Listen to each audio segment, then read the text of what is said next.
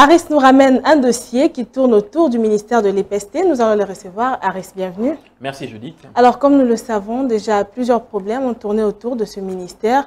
D'abord, il y avait le problème des enseignants fictifs, mais par après, il y a eu aussi la difficulté de la paye des enseignants, particulièrement dans des provinces. Et maintenant, on parle de ces chefs religieux qui prélèvent des revenus à la source, c'est-à-dire dans les salaires des enseignants. Mais qu'est-ce qu'on doit dire à ce sujet? Qu'est-ce qui se passe justement?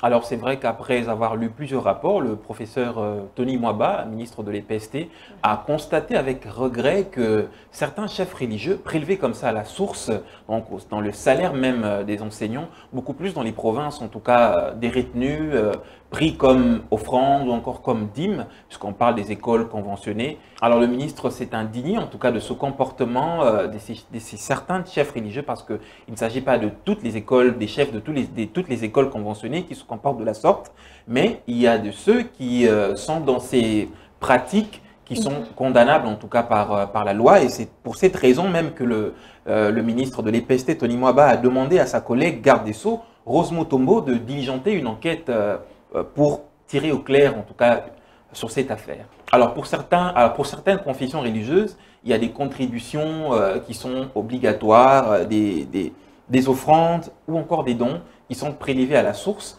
chose qui est fortement prohibée, et aucune disposition réglementaire ou légale en la matière n'autorise cela. Et ce sont des infractions qui sont condamnables d'escroquerie, d'abus de confiance et même de concussion. Alors face à ça, Aris, quelles sont les mesures que le ministre de l'EPST, Tony Mwaba, a prises pour éviter que ces genres d'événements ne se répètent?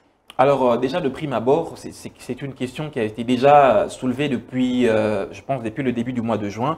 Alors le ministre avait déjà dépêché le secrétaire général intérimaire de l'EPST, Christine Nepa, donc pour saisir les coordonnateurs provinciaux de différentes écoles conventionnées en vue de l'interdiction de cette procédure de coupage à la source, en tout cas de la paye des enseignants. Et encore, il veut placer les membres du ministère au sein de la plupart des institutions en vue de contrôler, chose qui n'est pas totalement acceptée, mais on pense qu'à l'avenir, il y aura des dispositions dans des écoles ou encore au niveau du cheminement de la paye des enseignants pour pas que ce genre de choses puisse se reproduire à l'avenir. Ok, merci beaucoup Aris. Nous espérons vraiment que prochainement les choses seront mieux faites dans ces écoles conventionnées catholiques. Bien sûr, c'est un secteur qui est victime de beaucoup des coups, d'escroqueries, d'abus ou encore de détournement, et on espère qu'avec toutes les réformes qui sont effectuées avec le ministre qui est en place, que la paye des enseignants ou encore le monde des enseignants pourra aller de l'avant, et